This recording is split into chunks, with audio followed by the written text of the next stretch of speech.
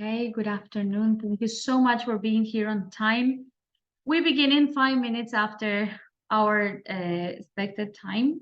The idea is to have as many people here as possible, and we begin. We're going to be conducting this in English because if you're interested in applying for Chevening, or if you have already applied, or you're considering applying next year, this webinar conducted in English shouldn't be a problem. So it's a way also to test to see where we are, if we need a little bit more work in our English, or if we are okay where we are. Okay.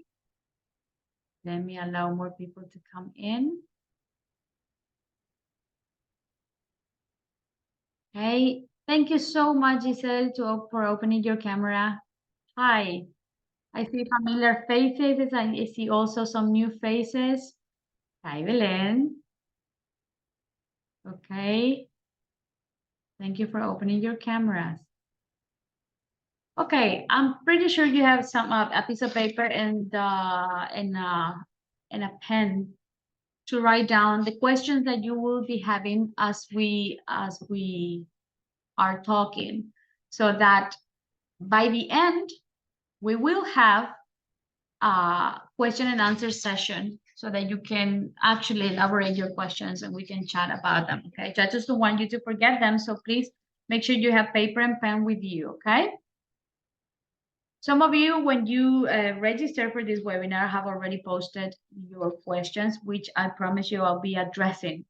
There's a lot more to speak about Chevening that we can cover in 1 hour, but I'll try my best, okay, to work on the specific details, especially the ones that I have seen so far that became an error and an obstacle for you to be selected, okay?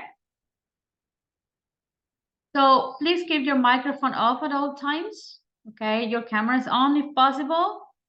And we're having the question and answer session at the end of this presentation. Okay, for those who don't know me, I need to tell a little bit about me so that you know why I'm doing this and why we are interested in you doing great. Okay, I hold a degree by the National University. My degree is in English language teaching, which is English for licenciatura en lengua inglesa. So I major in that, which is the only career, the only major in the National University that is fully in English. I have worked at the Centro Paraguayo Japonés before. I worked at the Anglo for 5 years. I worked at San Anne School for 10 years. That made me a teacher for the International Baccalaureate Organization for over 10 years. And I wasn't a Chevening alumni. I'm not a Chevener. I was a British Council Foreign Language Assistant. It is still the British government, okay, but it's not Chevening, it's the British Council. So I did my teaching practice abroad, okay. I was also awarded by the U.S. Embassy and the e-teacher program on 3 scholarships, one by the University of Oregon, the other one by Iowa, the other by TESOL, on critical thinking on the English language classroom, technology in the English language classroom, and also leadership and management, because I am the director of language and innovation, right? I'm certified by Cambridge on teaching pedagogy, which is a teaching knowledge test. Okay, I'm a teacher trainer, and I am a coach for TOEFL, SAT, IELTS, GRE, GMAT, Cambridge, and Trinity exams. Okay, and I've been doing this for some time, and because I've seen that people do great in their exams, but they flunk somehow when it's time for their applications, that we decided as an institute to accompany that, and I became a college access counselor. That means that I work with you through your preparation for these exams, but also on your applications too. You know, the scholarship itself and the university, just to make sure that you get all the help possible. If you want, I can tell you many stories about many of our students and candidates before, and I can tell you everything that we do, but it's much better if you just take a look at our Instagram account, we'll appreciate if you follow us and you see all the services, all the raffles, all the things that we have, not only for exam preparation, but also to help you with college access counseling, webinars about scholarships, interviews, and free material, and also English classes. So take a look at that. And if you want to know more about people who went abroad, how they do it, and how they did it, sorry, and what have happened to them, what they did when they come back, take a look at the YouTube channel where you'll see all the videos. It's not me telling you, but you'll hear it directly from them, okay? I haven't recorded all of them, but I have recorded some undergraduate and graduate videos of their testimonials. Let's talk first of all about eligibility. Who can apply for Chevening? Okay, who's a good candidate? What do you need to have? Okay, we know we need certain things, and we know the age is not a problem, but we need to know also the obstacles and the ifs, all right? A lot of reading, I know, but let's talk and let me paraphrase this for you. Let's be cautious about this and read all the small letters, because Paraguay is an eligible country. That means we have Chevening in Paraguay. Therefore, the British embassy helped us with this process, okay? So as Paraguayans, we can apply, no problem. If you are a citizen of another country, but you live in Paraguay, you can also apply. If your country is an eligible country from the list, Chevening, you need to return. Once let's say you're selected, you go, but then you have to come back and stay for a minimum of 2 years after your awards ended. It's a requirement. You have to have completed all the components of your undergraduate degree, meaning by the time of your application and it's time for submitting all your documents, you need to have your diploma. It doesn't matter if your thesis is completed, if you have all the subject approved. If you haven't got the diploma, you can't, okay? And also, this requires that you have a 2-1 honors degree, meaning approximately a GPA of 3.5 and above to apply for Chevening, which is basically much better if you have a 4, yes.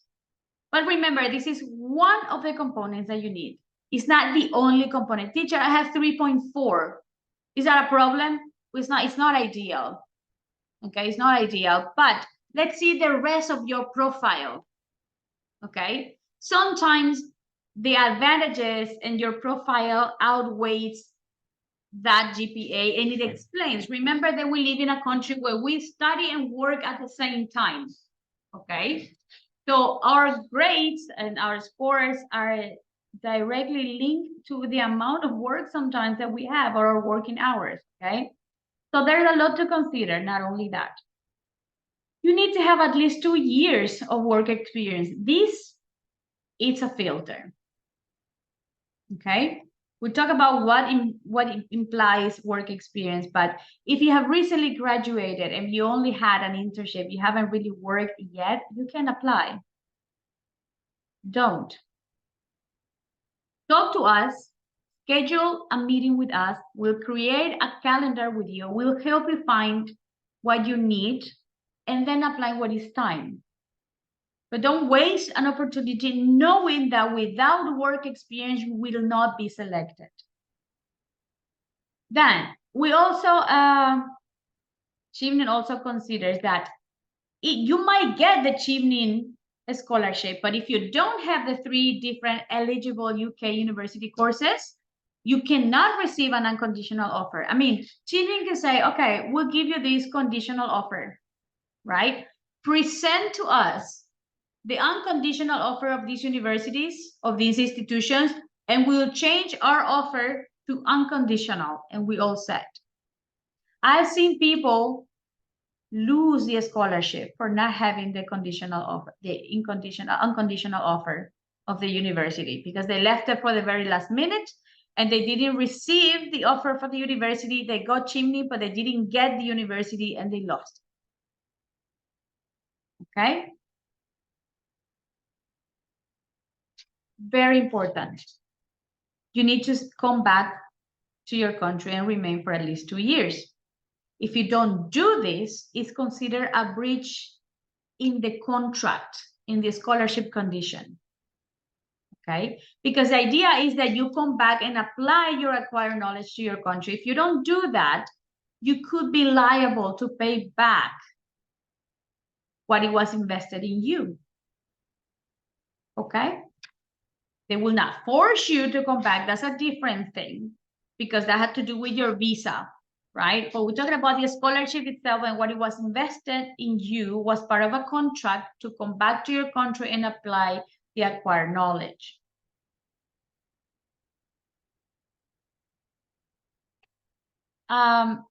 You cannot apply for a Chevening scholarship if you have somehow a British citizenship, your father, mother, okay?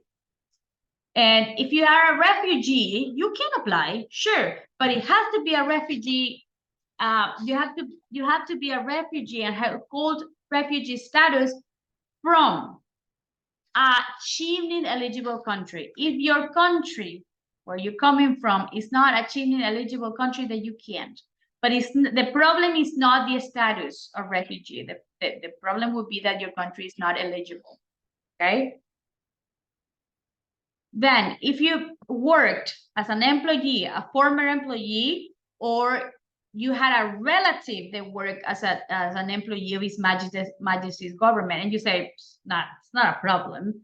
Don't know anyone. Careful with the embassies. Do you know, are you related to anyone that in the last 2 years prior, I mean, from the opening of these applications where you are applying, have worked for the British embassy here in Paraguay? Or related to any of that? So we have to check, or if you have worked for them, okay? Also, employees, former employees or relatives of any Chevening partner organization, you can. And if you have, but not anymore, but it's in less than 2 years of this application, you can't. And people that have previously studied in the UK with funding from a UK government scholarship. I was not a Chevening scholar, but I was a British Council scholar. It's still British government, okay? I might not be selected for Chevening because I have already been selected. I'm going to leave the opportunity for other people, okay? So a lot of people ask, I already have a master's degree. Can I still apply for Chevening for another master's degree? That's a very good question. And nor Fulbright, Chevening, or Beca are very keen on supporting or investing in another master's degree for a person who has already a master's degree, unless you explain in your application how this master's degree can help you fulfill your career. It is directly linked to what you need to do in your career plan. Okay? If that makes sense, then you can apply for a master's degree. If you already have, let's say, an MBA, and now you decide that you want to do genomic and genetic because you are a biochemist, but you had an MBA, how is that related? It's related to your first degree, but it has to be related to what you're doing and what you want to do, because you already have a master's. Okay? Now, the eligible courses need to be full-time. You cannot go there and say, okay, I want to stay longer. I want to stay 2 years. So I'm going to take a course, a master's degree, part-time, so I can stay 2 years. Chevening is not going to cover that. You're not going to be selected, okay? It has to start in the autumn, September or October for them, okay? Their autumn, not ours. And the course that you choose had to lead to a master's degree qualification. And you think that's very obvious. Right. But remember, they are specializations, certificates like diplomas, okay? PGCE, for example, in the case that is the PG something, it's what we call some sort of didactica in order to teach high school or university in the UK. That doesn't qualify as a master, okay? So you can choose any course that can lead to a master's degree qualification, okay? Not any postgraduate course. Within the postgraduate courses, it has to be a master, and it has to be full-time, and it has to start usually in September or October, okay? The courses, as I said, cannot be part-time. They cannot be distance learning anymore, okay? They cannot be too short. It's I'm going to take this one short instead of 10, 12 months or 13 months. It's going to take me 9 and I can spend the rest of my time traveling. It would have been great, but no, you will be rejected. It can be more than 12 months in duration, the course. If you have any research or the time for issuing the diploma takes longer, that's different. But the course itself cannot take longer than 12 months. There are some masters that take 15 to 18 months. You can apply for that. You can't. Okay. If you're looking for a doctorate, philosophy doctorate, PhD or philosophy doctorate, you can apply for Chevening. You will have to find any other type of scholarship. And it cannot be taught with more than 1 month of study outside of the UK. So there are some masters that allow you to go 1 month abroad. Let's say you take 10 months in England and you go to Czech Republic for 1 month, which is your internship to practice in this company. Great, but Chevening is not going to cover anything outside of the UK. Okay? You won't be selected. And if you say, I'm going to pay from my own money, great. The problem is you'll not be selected. Okay, so they will not pay for a course that includes that, even if you offer that. So how do we choose courses then? We have to be very careful and we have to be very objective. The thing is, we all want to study abroad and it's a great experience and you should, okay? But remember that these scholarships are thought, are considered, and were elaborated in order to bring ideas and have an impact nationally or locally through these scholars, through these candidates. So everything is done for Paraguay, okay? It's not for you, it's for Paraguay through you.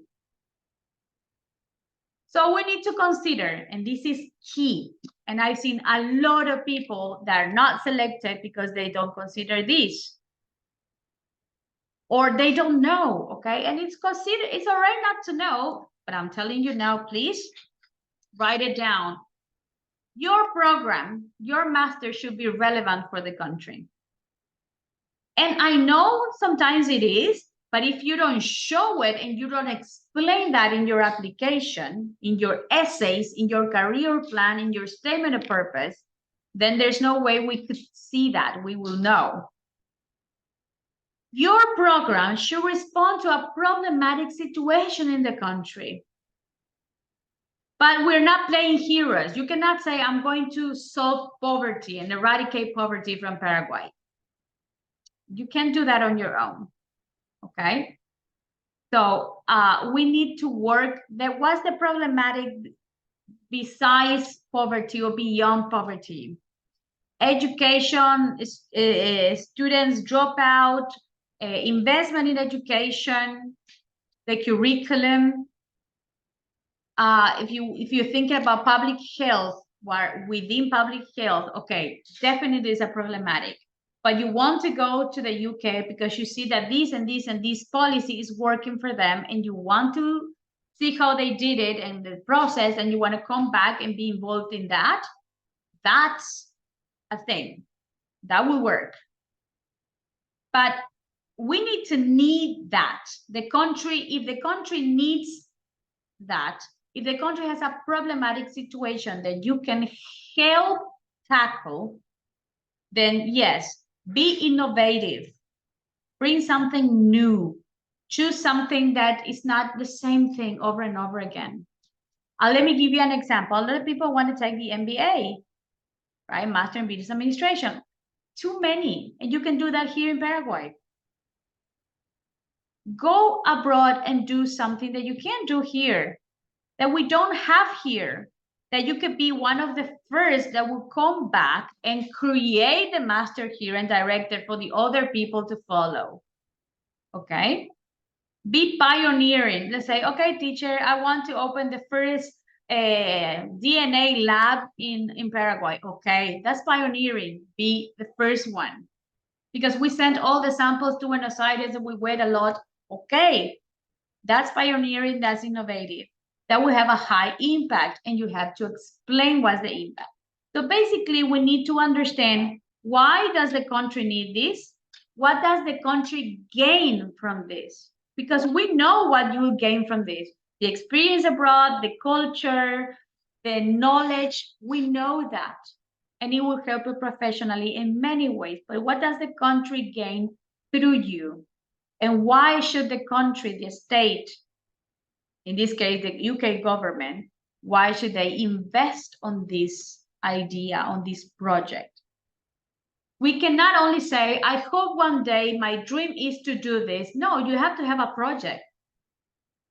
And you have to have an idea. And that idea has to be linked with something that you're doing now.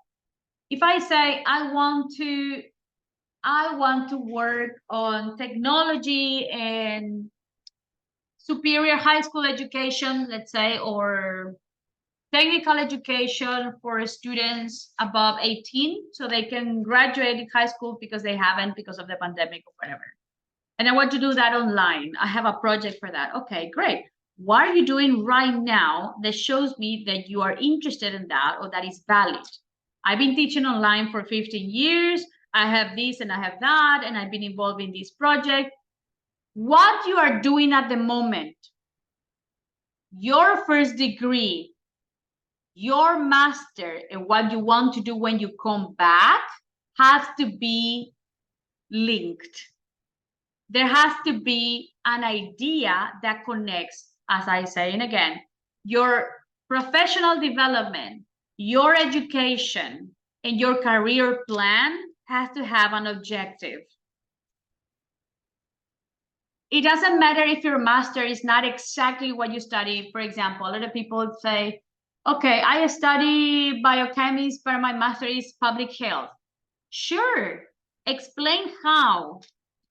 Okay, I studied medicine, but I want a master in public policy. Explain how that's going to work. There are certain masters that we don't recommend. I'm not saying don't go. I'm saying find something that we need. Don't repeat more of the same. MBAs, too much, too many, not competitive. Project management, great. And I think we all should have it, but you can do a certificate here. You can do it online. You can do it for free. And you can do it in Coursera for $49. Why should we invest an entire year abroad to do project management? Okay. I know, don't hate me if I'm a bit too harsh, okay? I just need to tell you it's going to be worse if you don't get it because I didn't tell you, okay? So don't kill the messenger. Let's talk a little bit about work experience. If you are having questions as I am speaking, write them in the chat and I will address them once we're over with the presentation, okay? So regarding work experience, you need to have at least 2 years of work experience. You need to. And if possible, it has to be in the area that you are prepared for, in the area that you want to work or do your master's. If you tell, okay, I am an engineer, Okay, I want to do a master in electrical, blah, blah, blah, blah, blah, right? And where are you working? I'm working in the purchase department of the supermarket, which is huge. And I say, okay, but that's not related to what you're doing. It's a yes, but the supermarket is a family business. So I'm taking care of the family business. Right, but you're an engineer and you want to do a master in electrical something, sustainability, whatever. Great degree, great master, not related to what you're doing. And I don't know how investing in that master of whatever, sustainability and electrical something is going to work if you're not doing anything related to that field right now. Okay, a big gamble. So next, the types of working experience could be divided. You could be working full-time or part-time. That's not what we say that you need 2 years. You need to have 2,800 hours, okay, 2,800. Now, voluntary work also, it's included into work experience. Now, careful. I'm not saying that it's not good. I'm just saying, let's take the same example of the engineer. Let's say now is the case of a biochemist. The biochemist wants to do a master's degree in public health, right? Is recently graduated, doesn't have much experience, is working part-time in a hospital, but did hundreds and hundreds and hundreds of hours of voluntary work. Great. Where? Techo. And even though it's eye-opening and it is good, Techo is not related to either his career, his first degree, or the master that he wants to do. I'm not saying Techo is not important. I'm just saying it's not related. So to the examiner, to the person that has to give you the scholarship, you don't have enough experience in the area to invest in a master's degree in that area. Am I making myself clear here? Okay. Paid or unpaid internships are work. Okay. So you can have that and it's going to be great and they count as work. Maybe you work at this place for 6 months and you only have a year and a half of work, paid work somewhere else that is related to your subject. Okay, but you have an internship related to the area that is 6 months. That does count, okay? Let's talk about essays. A lot of information that I'm giving you. Then you can watch this recording and okay, if you text me privately, I can give you the copy of this presentation as well, no problem, okay? I can give you the copy at the end, no problem. Let's talk about essays. You know that you have to write 4 essays. That's a lot. Chevening is the only scholarship that requires 4 essays. The other scholarships ask about a lot of writings, but they're shorter, okay? This one is 4 essays. How do we organize the essays? The worst mistake and the most common that I've seen is that people write everything, however it come out from their ideas and the thoughts, as if it were a diary. And it doesn't work that way. Remember, the people that are going to give you the scholarship will read hundreds of essays, and they are not going to spend all the minutes in yours. If your essay is not clear, you're going to lose their attention, and we don't want that, okay? So let's organize it. Always we begin the introduction with a hook, which is something that calls the attention of the person who's going to read it. It could be a rhetorical question. We usually, the trend today is to begin with an anecdote. Do not use cliche quotes and like something very nice, Nelson Mandela, Madre Teresa Calcutta. Great. This is not the moment. Those are cliche. They read too many of them, okay? And the first impression is going to be, oh, another one, okay? We don't want that. Whereas when you begin with an anecdote, it cannot be any anecdote. It can't be an anecdote just to be funny. It has to be an anecdote that shows where this vocation of yours is coming from. Let me give you this example, and I use the same example for years. We were writing our assignment of purpose with a student, and she said, I told her, okay, where does this come from? Why is it that you were interested in microbiology? And she told me an anecdote, and I said, okay, just tell me, and then we'll see how we write it. She said that her father used to travel a lot to the United States, and every time he traveled, he would bring the Scientific American to her for her to read. And she would read it, and one of those articles, she read something about the petunias, the flowers, being studied as a way to prevent or something about cancer. So she begged her mother to take her to the shops, okay, los viveros, and she bought many petunias, and she actually blended with orange juice and gave it to her relatives to drink because she wanted to make sure they didn't get cancer. She must have been 8, 9, okay? And you say, it's a child's anecdote? It is. And she begins with that saying, science came to me by the hand of my father. And then she explained the anecdote. And she linked, and the entire essay goes around that anecdote, explaining how she was interested in microbiology and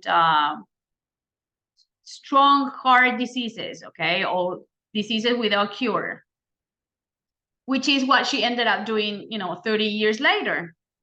So how did they remember her in the comedy? Like the Petunia girl. And that is what you want. You want them to remember you through the anecdote. You want to catch the attention.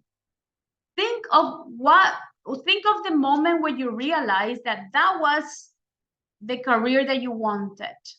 Okay, that was the moment that you realize this is. Okay, then make a claim, say it. Then in the rest of the essay, whatever it is, because you have many essays for Chevening. That could be career plan, or this could be leadership. It could be, you have to give me an anecdote related to the topic that is required from you. Now, the body has to be organized in 3 or more paragraphs, but one idea has to be one paragraph. I have seen paragraph of 2 lines and paragraph of 20 lines. Both are wrong. Okay? One idea, one paragraph. If you have another idea, it has to be another paragraph. And your paragraph, it begins with a topic sentence. Okay? This one. Then clarification, which is explaining that in other words. Then you give your examples or your evidence or your numbers, okay, your support, and then you close it by summarizing that for the examiner. And then in your conclusion is the confirmation of your introduction. I'm telling you this very briefly and very fast. If you need any more help with your essays, you text me privately and we organize sessions for you, okay? But you can completely lose the attention of the examiner if your essay is not well organized. If you use a lot of reasoning but no anecdotes, it's very boring because there's nothing concrete there, okay? First essay, leadership and influence, will require that you talk about your leadership roles that you played before. You can talk high school, university, volunteer work, any situation where you had to show leadership. It could be your household.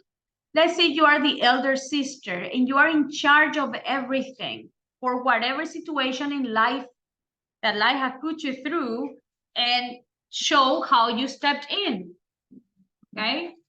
How you manage, how you have good team management skills. I was the first blah, blah, blah, the first woman in this team. Everybody was older than me at work and they didn't want to listen to me, but I demonstrated this, blah, blah, blah. And now I'm leading the project. I'm leading a team. I made myself heard, okay? Show the situations in which you had leadership roles. And you say, I don't have any. Begin now. Create something. Begin now, okay? Because you need to demonstrate this. And how do they know if what I'm saying is true? Because you will have recommendation letters that will talk about your university life, in your professional life. Somebody is going to mention this. Okay? This is how, that is the evidence that you have. When we talk about leadership roles, it's not just your academic achievements. That's not leadership roles. Okay, leadership, talk about management skills, how you learn to listen, how you're a team member, not a boss. A boss doesn't necessarily mean that you're a good leader. It means you have the authority on your side, but not necessarily that you have the skills. Okay, how you manage to work with people of different personalities, how that contributed in the long term in the area where you were working. Okay. The networking skills, very important, very important. Okay. Second essay. Networking is before, during, and after Chevening. In networking, we're talking about national and international level. Is the people you know, the people you work with, the people that are great in your area that you want to work with, and how you're going to get to that position, to that place where you're going to make a change. How you deal with people in a variety of professions, but also in a variety of institutions, authorities, government, academia, different cultures, and socioeconomic classes. Also, you need to demonstrate that you have interest in improving your network. Not that you want to meet people, but that you want to collaborate with people and the alumni community. One point here, how is improving your network going to be good for you? Let's say you want to be the first one to have, I'm saying things that I don't know, but I'm just saying, do you want to open the first DNA lab here in Asunción? Because we send all our samples to Buenos Aires. Okay, great. So you going as a Chevening scholar, you're going to London, you're going to the UK, anywhere, and you make great connections in your university, and you tell them that this is your idea. So maybe you can have some sort of agreement and visits from professors from there, or you can try an agreement from that university with the national university where you study, and open the first specialization about that with you leading. Okay, that's what networking does. All right, one thing, internationally and nationally. Then with the alumni community, how can you, with your network, help Chevening? I don't know if you know, but in the past we used to have Paraguay Speaks. That was the conference. Remember Paraguay Speaks? It was a conference that was held in London with many universities organizing, and it was organized obviously by the Paraguayan students, and it was done online with people from all over the world. And we talked about the relationship between the UK and Paraguay, and in all the areas that we could cover that our students were studying as well, and the professors that were involved with them could talk. That hasn't happened for at least 2-3 years. Something happened that hasn't been organized. I don't know if it's 1, 2, or 3 years, but it's been some time. So if you want to, right now, you need to write that down. You need to investigate what Paraguay Speak is. You need to find out what you can do, show leadership, make connections, networking, and bring it back. And tell them in your essays, and tell them in your interview that you want to do this. Okay? Next, studies in the UK. This essay needs to explain the programs that you're interested in. Okay? But very important, because you need to show how your field of study, which is your first career, your first degree, is related. We don't say career in English, we say degree. Careers in Spanish and English mean two different things. But your field of study, your first degree, is related to your next degree with your chosen courses, the one that you want to pursue once in the UK. why you need this master? What does the university has to offer, and how you benefit yourself and your country is going to be benefited with this program. So I want to do a master in DNA, blah, blah, blah, at University of Manchester. Okay. So how is that going to benefit me personally, professionally, and my country? Why Manchester? Because I want to work under the supervision of Professor blah, blah, blah. Not just because Manchester is cool, home of the Oasis, all right? No, tell me why it's important and why should we invest there and not in another university that is perhaps cheaper?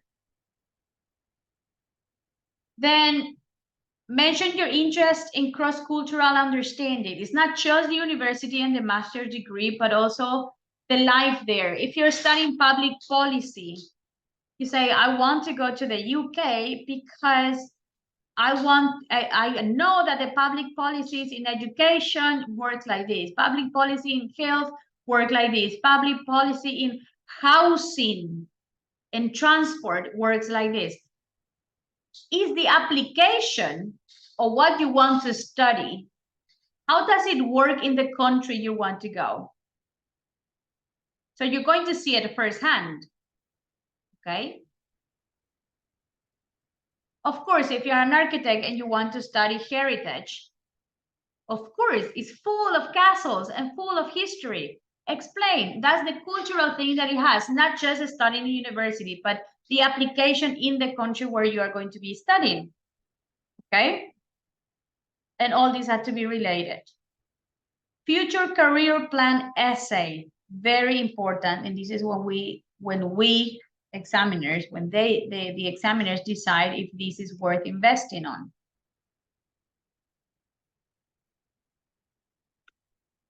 I'm going to be very picky here, okay? You need to choose and show a career plan that is divided in short, mid, and long term. Write it down, highlight it. Short, mid, and long term. You cannot use words that like, I hope one day, or my dream is. You need to write down, I am determined. I am committed to this. I am planning. I will. I'm already doing this. And by the time I come back, I will incorporate, okay? It's not a dream that you have. It's something you're working on, that you are already working on. Second, has to have the greatest impact possible. You can say that you will open your DNA lab, still with the same example, your DNA lab here in Asunción, so we don't have to send more samples to Buenos Aires. That had to do a lot with our heritage and also with human rights of the people that are missing or were missing during the dictatorship. Also, it had to do with forensic files, it would help. But also, you want to become involved in curriculum, right? In the Facultad de Ciencias Químicas or in the Facultad de Medicina to open a specialization on that. So that is short and mid-term. You, by being involved in the curriculum, sorry, and opening a specialization, there are hundreds of people that will be impacted with your acquired knowledge. And that is exactly what the scholarship wants, okay? You can open the lab, great, but being involved in the curriculum or being involved in teaching at university level will give you a bigger impact. Then have realistic goals, okay? Show short, mid, and long term. But when you say what you're going to do in the short, mid, and long term, we're thinking about short term is immediately when you come back, mid-term, 3 to 5 years, long term, 8 to 9 years. Each goal should be supported with activities. If you're saying you want to open a lab, DNA, what are you doing regarding that right now? What does your professional career and education show me that you've been doing? Either paid or unpaid or voluntary work, but you have to be working towards it and show initiative, okay? Your skills, your volunteer activities, your community service, your work experience have to be related to that, okay? To your career plan somehow. And your plans have to have, and listen to this, have to include a social, an academic, and professional approach. The professional approach could be in education and teaching anything that you went there to study, and you come back and you give back. Academic research, okay? Academic with research. And then social. Is there any volunteer work? Is there anyone that will be affected like this? So you say if you open a DNA lab and you're working with human rights, that's a huge social impact when that comes to our history. Okay. So I'm not asking you to save the world, but I'm asking you to consider social, academic, and professional approach. Volunteer work, community service, professional development, and education that has to be related. If you say, teacher, my first degree is this, and I'm changing that with my master, I want to change, is that a problem? It could be if you don't explain exactly why you're doing that and why we should invest in that. I say we, but I'm talking about the governments, okay? Now, very important is that you need to do research. What do I need to research about? I need to research, excuse me. I need to research about what the UK government is doing in our country. Okay. And if you realize, follow the UK embassy, Instagram, Twitter, and everything. Okay. Despite the humor and the football and the meetings in the pubs and talking about relax and celebrating St. Patrick's and all that, despite all that, you know that the UK government is a strong supporter of human rights. Okay, human rights and gender studies and gender equality. Okay, and minorities like the LGBTQ minority. Okay, so you have to know that.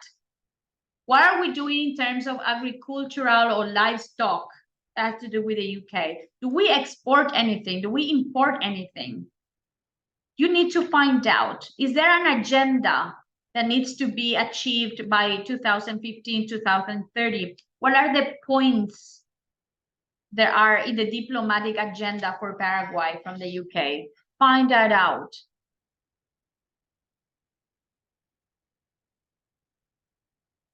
What you say in your volunteer work, of your leadership skills, of your networking skills, should be supported also in your letters of reference, in your recommendation letters. The people that are writing about you have to be carefully selected. And we know that people are busy and have the things they have to do. And most of the time they tell you, you know what, you write your letter, I'll sign anything. And it's even harder to write about yourself. Just make sure that that letter has. And if it's a professional referee and an academic referee, that means someone from the university who knows you well, probably someone you work with in your thesis, and someone professionally, your direct boss or the owner of the company, that can speak about you not only as an employee, but as a person, both. The professor and the boss have to speak about you as a person, as an employee, or as a student. Talk about all the extra things that you do outside your duties. You did a lot of things in university that were not only academic. You prepared these, you organized games, you did that, all of it. A student council, Centro Estudiantes, fantastic leadership role and networking. At work, if you did things that were outside your duties, if you cover for another co-worker, if you help in other areas, if you started like this and then were promoted over the years, if you were taking more responsibilities over time and how you performed, how long you've been in that company, what you have collaborated with, what have they gained with you. These letters of recommendation will be verified by the British Council once you get shortlisted. by the time of the interview. Okay. Now let's talk about exams. Stay with me, stay with me. I'm going to be maximum 10 more minutes, okay? Let's talk about the exam. I'm sure you have questions about it. Because if you take a look at the Chevening website, say they require IELTS. And they require TOEFL for certain countries, but not from other countries, okay? And if you are from this and this country, you cannot send TOEFL, you need to send IELTS. And we don't have IELTS in Asunción or in Paraguay at the moment. Anglo is the organization in charge of issuing these exams, of these certificates. But we were going to have it, I think, last year, and then it was canceled last minute. But since the pandemic 2019, we don't have it anymore. So you don't have options. Some people want to take IELTS anyway because they want to take it on paper. And we used to have it on paper here in Asunción. I remember I was working at the Anglo at the time. But then it changed to computer-based. You still have some places that do it paper, but not in Paraguay. So if you're going to take the IELTS because you prefer the format, you have to go to Argentina or Brazil. That includes your ticket there, your stay there, and then the exam. The problem is that some students don't get the score that they want, and they get like 6.0 and you need 6.5. That means that you have to retake it. Are you going to travel again, pay another accommodation, and then pay the exam again? It's a lot. It's not very economic, okay? It's not the best choice. So we suggest that you take the TOEFL at the CCPA or the TOEFL Home Edition. The problem with the Home Edition is that we have so many reports of things that go wrong for many reasons. Electricity, connection, someone comes in and your mother sees you that you're working very hard, brings you a sandwich, and you are disqualified, okay? A lot of things can go wrong with the TOEFL Home Edition. Whereas if you sign up and register for the one at the CCPA, all you have to do is take your ID card, take the exam, forget about the rest. They take care of everything else. And you can wear headphones for the exam, something you can do when you take it at home, all right? The IELTS goes from 0 to 9 points and is about approximate in Argentina, $190, okay? That's not including your accommodation and your ticket there. Okay, whereas TOEFL goes from 0 to 120 points. It's $250 here at the CCPA. Okay, it's the same price, the one that you take at the CCPA or the one that you might take in the Home Edition. Same price, same exam. TOEFL is changing now in July 26. So if you follow us, if you check our post, you will see and we explain the changes in TOEFL. Okay, I'm not going to cover that today. Important, let's organize our calendar so you don't run out of time and you reduce anxiety. It begins this way. August, the applications will open, okay? November, the applications will close. That means that you have August, September, October, not November. October, usually open like the 3rd or 4th of August and close the 1st day of November. So you have August, September, and October to write your essay. You don't have October to write it. You have October to check, to have other people to check it, draft it, and redraft it. The worst thing that you can do is just write it and not have anyone to see it or read it. And by say anyone, it has to be someone who has already applied, someone who has already been to Chevening, a former scholar, or someone related to this situation who understands what is expected from you in the essays. It's great that all your relatives, mom, dad, and your cousin want to read it because they speak English. That is not perhaps going to give you insight from the language itself, but not from the content if they're not related to this organization, okay? If you are our student, I am going to read each one of them. If you're not our student, just text us and we'll find a way to do it, okay? February, if you get shortlisted, you will receive an email or a phone call. Will let you know your interview, the date. I always hold webinars about that time to show you what are the possible questions, and we prepare how to answer, how not to answer. We're not telling you to cheat, all right? We're just telling you what's the best way to show who you are and what you have, okay? Because sometimes we don't know how to speak about ourselves because we're either too humble, too modest, okay? Then from February to late April, you have to show when people are being interviewed by, usually it's 3 people, one from beca, one from the embassy, and one is a former Chevening, okay, from Chevening alumni. And in that period of time, you have to submit your 2 references and your education documents, your transcript and your diploma. All of them have to be translated by a certified translator, and the certified translator has to be by the Supreme Court. If you want and you don't have it, let us know. We can give you a list of names. But you also need your diploma and your transcript to submit your application for the university. So at that time, you need to have that already, okay? So it's not that you can wait first to get the achievement and then apply for the universities, okay? You need to check the timeline of the universities today. When do they open? Because they might have different calendars. Remember, if they open if you have to begin in September or October, the latest you can submit all this is March, okay? Depending on the university. Now, February to April, interviews take place, okay? June, you will get the results. The results will tell you that you have a conditional offer of Chevening. Conditional meaning that you will have to show your letters, okay? That's why it says July offer deadline. You have to show your English results, okay? Your TOEFL results. The university has to give you unconditional offer after seeing your English results. And once the university has given you the unconditional offer, you show that unconditional offer to Chevening, and Chevening says, okay, we have given you the conditional. Now that you have presented the unconditional offer from the university, everything is set. You have university, now you have the Chevening. Congratulations, okay?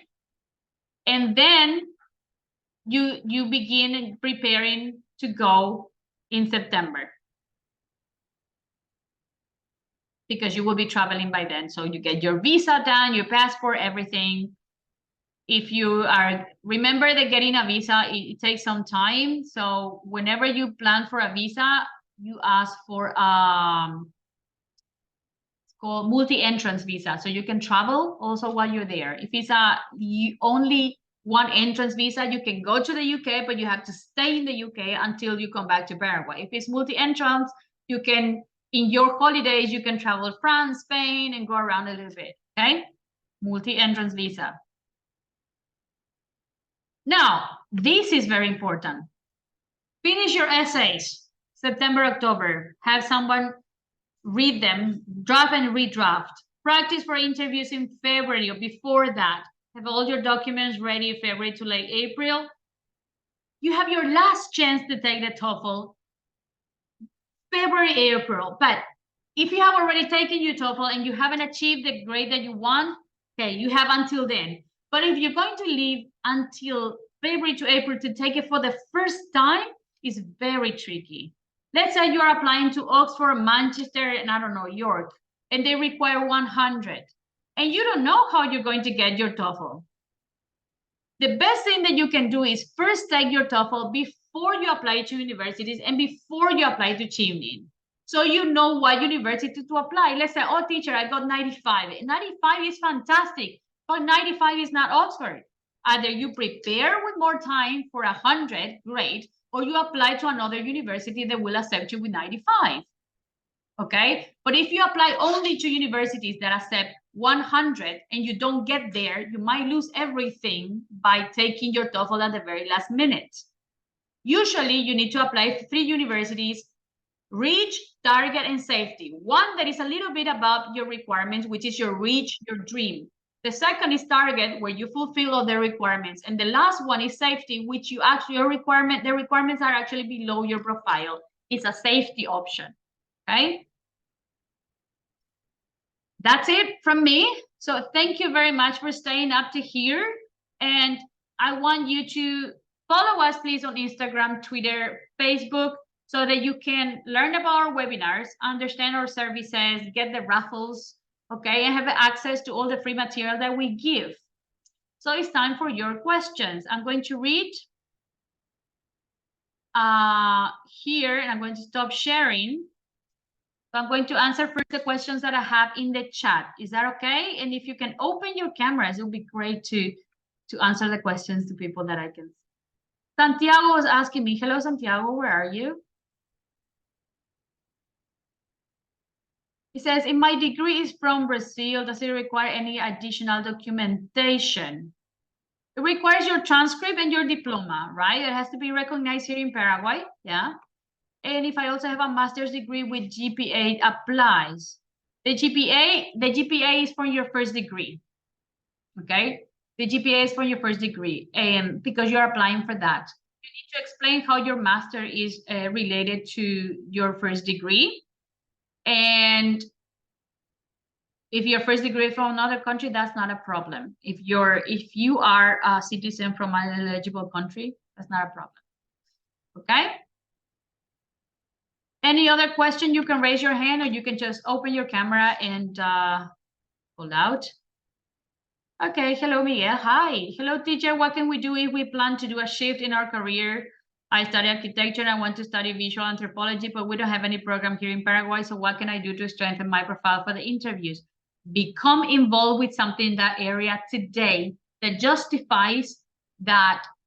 Explain that what's the problematic. We don't have that in Paraguay. That's a problematic. Why do we need it?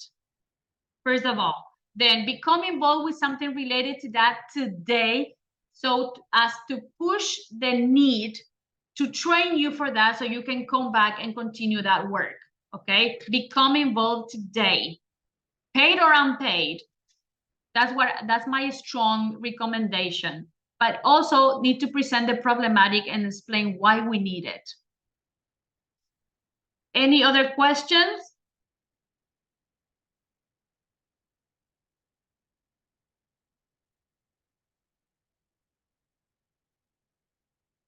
Okay. I'm going to be sending you a link right here for you to watch the testimonials of the former scholars, and we have many people from Chevening there, and they will explain. You can hear it directly from them, how they did, and it's our YouTube channel. All you have to do is click, and you have the list of videos. Okay. Give me 1 minute. I'm going to post it here if you want to take a look.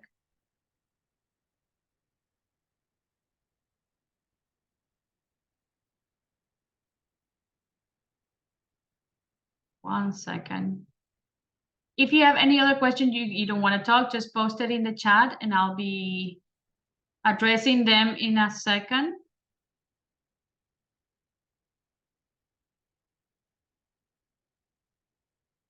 Okay, I'm going to post this one here. This is our link to our YouTube channel for you to take a look at the testimonials of all the other people. You have testimonials about Fulbright, Chevening, and undergraduate degrees as well. Okay, thank you for the people that were here. Giselle, you have a question. Do 3 courses we apply need to be similar, or can one of them be different as long as we explain what we want to do? Chevening has an entire section there to explain how to choose these courses. They have to be different, okay? They cannot be the same program. There has to be a change in each one of them. Let's say economics and finance and e-commerce, or e-commerce and e-marketing, but within the same area, obviously, but the programs cannot be the same. Okay, thank you very much for being here. So punctual. If you have any more questions, you can just text us, and we will be answering your questions. Also, we have, this is the last one, I promise. We have an info chat, which is free from spam. I'm the only one that can post. And you can also get all the information there. So I'll post it here. You can enter and you will get all the information on your WhatsApp. Thank you for being here. I'll see you around. Take care.